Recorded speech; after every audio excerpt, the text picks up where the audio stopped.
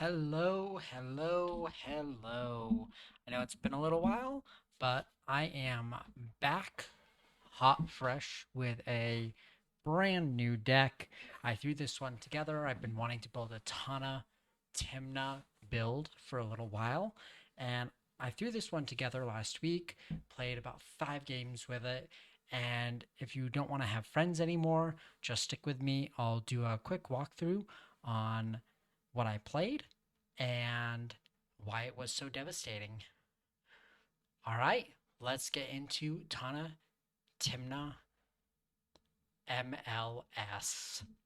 Now, the commanders are really just here for the colors, although Tymna was vital at drawing me cards, landing her on turn 3 or even turn 2 in some cases, and just keeping my hand full and aptly stocked. So, if you're looking for a great commander, uh, Tana was amazing, very valuable, and I'm definitely going to be playing her in the future. Moving into the deck, this is a very quick and aggressive deck. So when it comes down to the amount of ramp and rocks that we're playing a total of 26 ramp cards. As you can see, I've got Smothering Tithe. Domri was actually pretty efficient in the games I got him down, pumping my creatures, but also ramping me and making my creatures uncounterable, as well as providing a little bit of removal. But we have quite a few 1-drops here. Squandered Resources is great with the theme,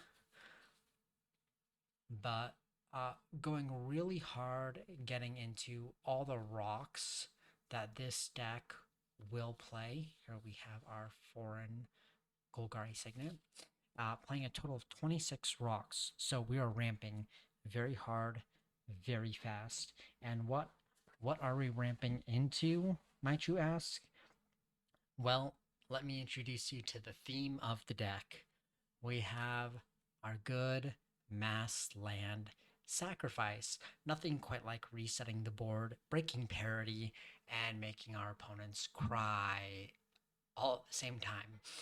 Cataclysm, Keldon Firebombers, Balancing Act, Razia's Purification, Death Cloud, Global Ruin, Epicenter, Torment of Hailfire, Teutonic Break, and Thoughts of Ruin, coming to a total of 10 beautiful cards that are going to wipe your opponent's board states right out.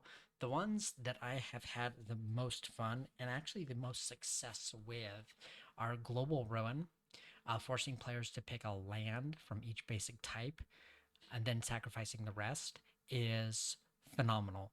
Monocolor decks are going down to 1 land. 2-color, 3-color decks are going down to 2 and 3 lands respectively. It's backbreaking. It's really great. Uh,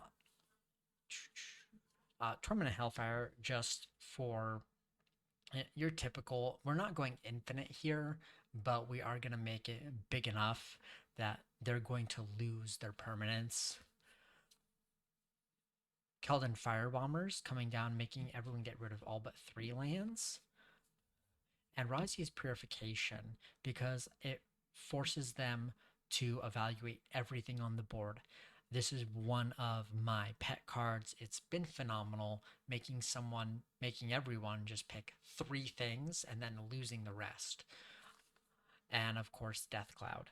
I did kill 2 people with Death Cloud in one of the games that I played. It was wonderful, and this is the main goal of the deck, to just ramp hard into sources that aren't gonna get sacked when we nuke all the lands. There are a few other things we use to break parity here. Um, uh, Mayhem Devil, absolutely phenomenal. Michiko Kanda, keeping people from attacking us. Spell Tithe, making all the stuff our opponents play harder to cast. And of course, Shieldred. I got Mayhem Devil and Michiko down in a few games. Mayhem Devil was just strong enough on his own to absolutely uh, take one player out when I completely wiped the board of permanents, and it was very strong. Some of our next powerhouses here, Titania, Protector of Argoth. Yeah, we're going to be sacrificing all our lands too, but when no one can cast spells and we're making 5/3 elementals, who cares? And Corvold was an all-star. Uh, I had up to 21 counters on Corvold in one of the games, and it is it one shots people. You get them down to a low enough life total, and they can't take a hit. The next fun little pairing here, we have 4 cards, and this is a really fun pairing that all makes tokens. So we have Xenagos, Gideon, uh, Kalatos, and Predatory Advantage. Now, Kalatos is going to get rid of all of our opponent's pesky creatures that would hit the graveyard when they sack them, and we're going to make zombies instead. Predatory Advantage is just going to give us lizards when they don't play creatures. I had up to 9 lizards with Predatory Advantage. Very impressed. I did only get it down in one game, though. This deck does not rent any tutors. Next, we have Gideon making tokens, giving all of our creatures an emblem, which was phenomenal. It's sometimes worth it to just plus them up once, get the emblem down, and just start pumping out 3/3 knights. And then we have Xenagos, who is absolutely absurd with cards like Torment of Hailfire and where was it? Not Epicenter, Tectonic Break. Each opponent sacks X lands. Wonderful there. You can just tick up. We are making lots of creatures with Tana. Tymna's keeping our hands full. We've got lots and lots of cheap creatures that tap to provide mana. So Xenagos was wonderful. And never did quite get to his ultimate, but his 0 does make a 2/2 satyr. So a very nice little pump for the battlefield.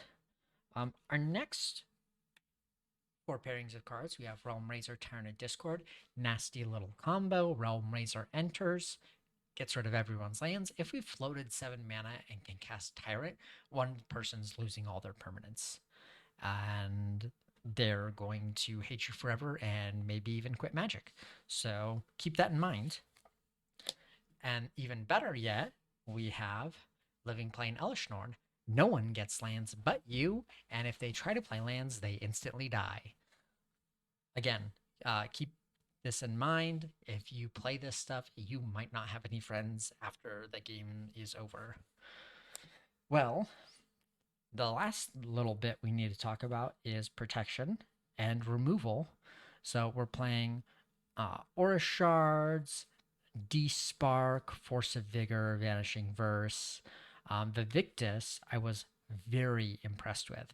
One of the key things is keeping your opponents off of their own mana rocks and mana producing enchantments, but removing large blockers and other problem permanents, Vivictus was amazing at just hitting things.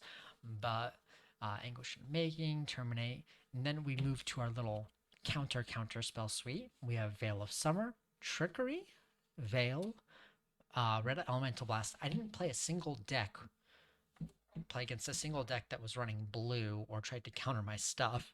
So